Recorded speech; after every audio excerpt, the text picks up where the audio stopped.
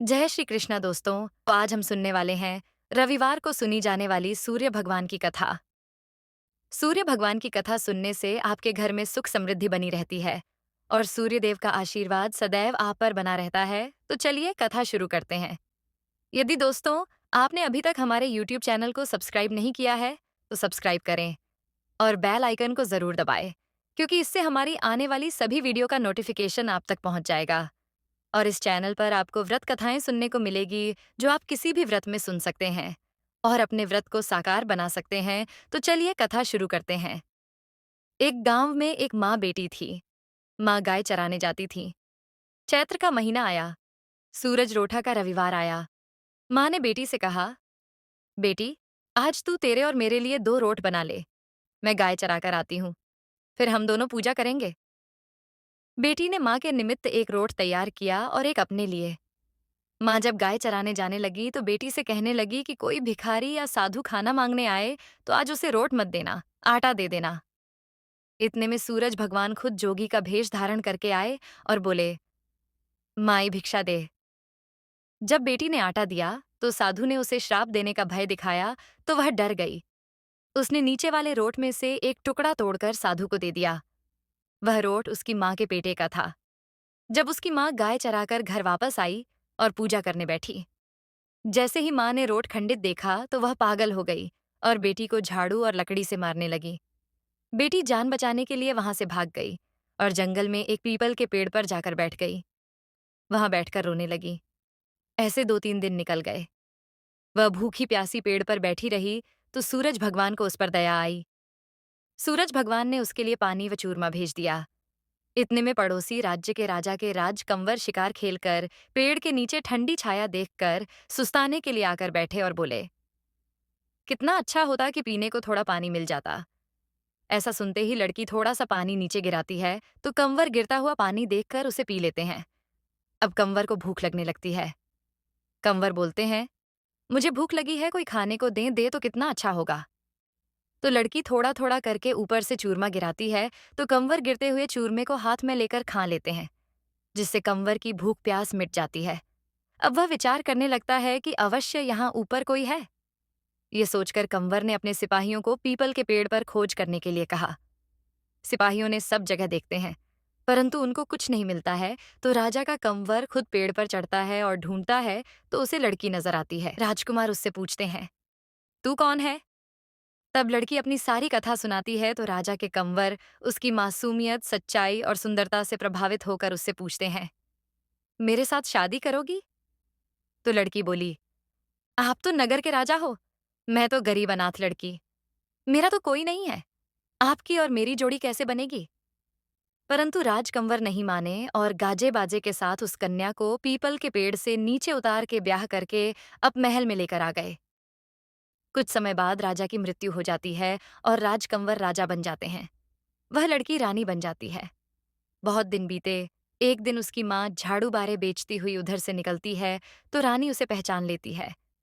वह दासी से कहकर उसे ऊपर बुलवा लेती है, परंतु उसकी माँ अपनी बेटी को पहचान नहीं पाती है।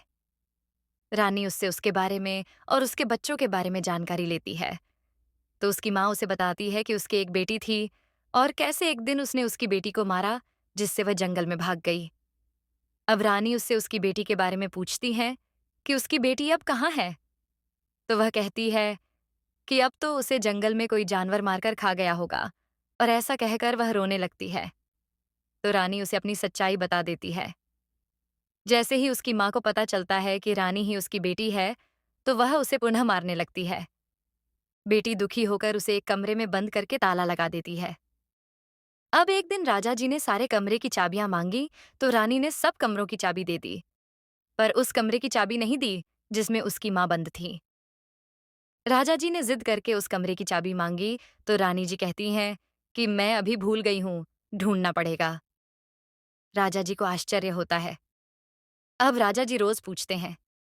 एक दिन तो वे हठी पकड़ लेते हैं, आप मुझे उस कमरे की चाबी दो। तो एक दिन रानी जी दिखावटी गुस्सा दिखाते हुए डरते हुए चाबी दे देती हैं। राजा जी चाबी लेकर उस कमरे को खोलते हैं तो वहां एक बहुत ही सुंदर सोने की पिलसौत देखते हैं। तो रानी जी से पूछते हैं कि यह कहाँ से आई। तो रानी जी को एकदम कुछ समझ नहीं आता और वो कह देती हैं कि मेरे पीहर से आई। अब राजा जी फिर से हट पकड़ लेते हैं कि आपके पीहर से इतनी अच्छी पिलसोत आई है, तो आपका पीहर कितना अच्छा होगा। आपने हमें अभी तक ससुराल से इतनी दूर क्यों रखा? हमें ससुराल जाना है। रानी जी आखिर हार कर हाँ कर देती हैं। राजा रानी रानी जी के पीहर जाने की तैयारी शुरू कर देते हैं। रानी सूरज भगवान से विनती करती है कि हे सूरज भगवान, म्हारे लिए 3 दिन का पीहर वासा दे दो। तो सूरज भगवान उन्हें 3 दिन का पीहर दे देते हैं। अब रानी जी राजा जी को अपने पीहर ले जाती हैं। वहां उनके भाई भाभी भतीजे भतीजी और खूब बड़ा परिवार होता है। सब उन्हें बाईसा और बुआजी बुलाते हैं और खूब लाई लड़ाते हैं। तीसरा दिन शुरू होते ही रानी जी वापस जाने की रट पकड़ लेती हैं, जबकि राजा जी का मन वापस जाने का नहीं होता है। तब रानी जी तो हठ ही पकड़ लेती हैं, तो राजा जी वापस जाने को राजी हो जाते हैं। वे लोग 3 दिन पूरे होने से पहले ही अपने महल के लिए निकल पड़ते हैं। वे लोग थोड़ी दूर पहुंचे ही थे कि रथ का चालक बोला कि मैं घोड़े की जीन वहीं भूल आया। आप कहें तो मैं जल्दी से लेकर आता हूँ। राजा जी की अनुमति लेकर वह गांव की तरफ जाता है।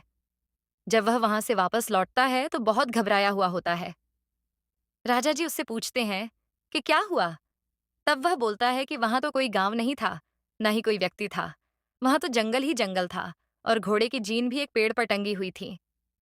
सब दूर साए शाए हो रही थीं। तब राजा जी रानी जी से इस बारे में पूछते हैं, तो रानी जी उनकी पूरी कहानी बता देती हैं कि एक बार उसने सूरज रोठा पर रोट बनाए थे और कोई मांगने वाला आ गया तो उसने रोट का टुकड़ा उसे दे दिया था, जिससे उसकी माँ पागल हो गई और उसे मारने लगी। तो वह भागकर जंगल में आ गई और पीपल के पेड़ के ऊपर बैठकर रो रही थी कि आप आ गए। इस तरह उसने पूरी बात बता दी।